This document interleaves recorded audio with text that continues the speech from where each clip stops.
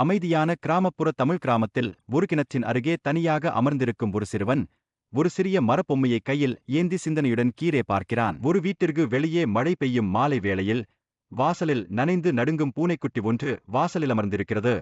சிறுவன் குடையை பிடித்துக்கொண்டு அதை நோக்கி அடியெடுத்து வைக்கின்றான். ஒரு சிறிய டம்ளரில் இருந்து பூனைக்குட்டிக்கு பால் ஊட்டும் சிறுவன். இருவரும் ஒரு ஓலை வேயப்பட்ட வராண்டாவின் கீழ் அமர்ந்திருக்கிறார்கள். சிறுவனும் இப்போது சற்று வளர்ந்த பூனையும் நெல் வயல்களில் ஓடுகின்றன. பட்டாம்பூச்சிகள் சுற்றி பறக்கின்றன. இரண்டு பேரும் மகிழ்ச்சியாகத் திரிகின்றன.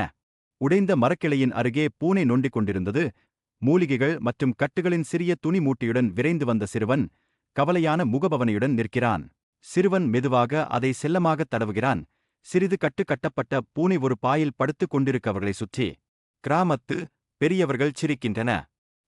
பொன்னான மாலை நேரத்தில் கோவில் குளத்தின் அருகே ஒரு கல்பெஞ்சில் பூனையுடன் அமர்ந்திருக்கும் சிறுவன்.